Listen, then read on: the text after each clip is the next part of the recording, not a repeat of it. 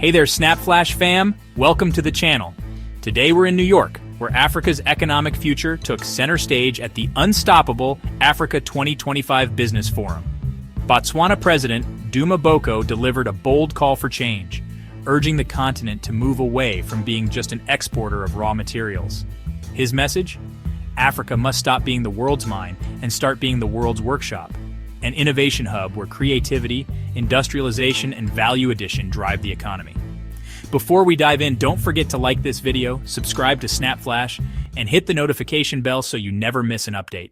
Speaking on a high-level panel yesterday, President Boko stressed that Africa's future depends on skills development, strategic partnerships, and private sector investment. He pointed to the African Continental Free Trade Area as a game changer, but acknowledged persistent barriers, like trade routes so poor that some travelers still have to pass through non-African destinations just to reach another African country. He praised innovations like Zambia's digital trade corridor as proof that Africa can transform logistics, expand renewable energy networks, and strengthen intra-African commerce.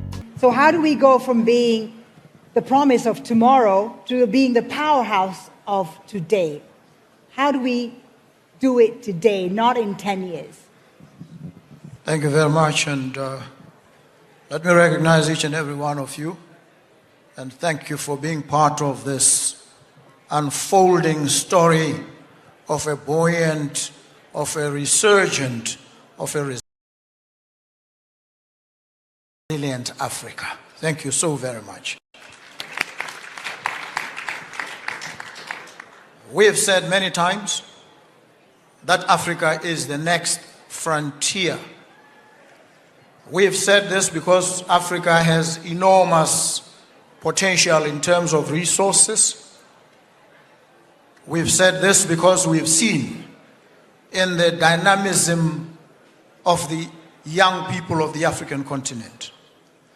What Africa has faced a challenge in is a leadership that can leverage on the advantage that the African continent has. Africa now must become a continent of innovation, a continent of beneficiation of its mineral resources, and a continent of industrialization. We must move away from the practice of having our minerals carted raw and exported. We now must beneficiate. We must develop, we must process on the African continent.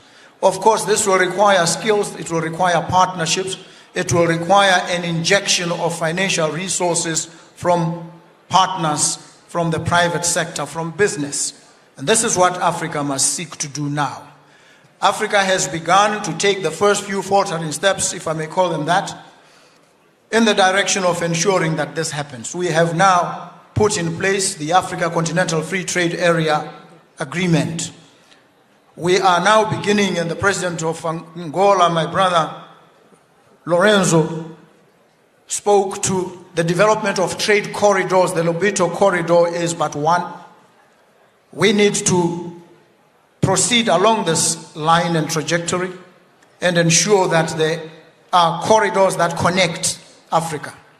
When we exploit our potential in terms of renewable energy, we need to be able to have infrastructure, interconnectors that are able to transmit the power across the breadth and dimensions of the African continent through all these countries.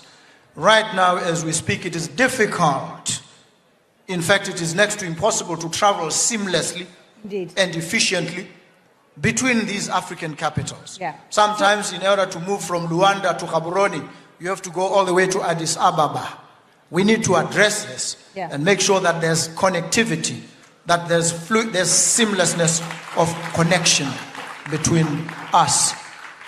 And so the digital trade platform that was inaugurated in Zambia recently also affords opportunity and potential for Africa. And so it seems to me that Africa is well on its way to moving away from a source of raw material for the world into a hub Yeah. of innovation, a hub of creativity, a hub of industrialization. This is what it's about. And these are not just poetic ornaments. They must translate into action, into concrete deliverables. Thank you so very much, Mr. President, for that. And Botswana's diamond story is often cited as an example of value retention. But as you said, we're in 2025, and it's more than just about resource management. It needs market leadership, as you've said.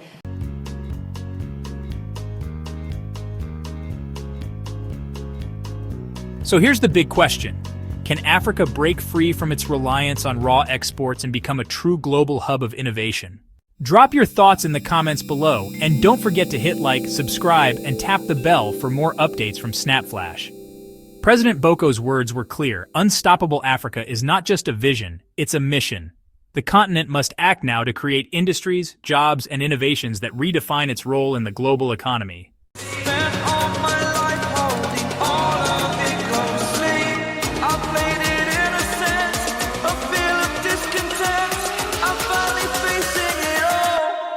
Fearless.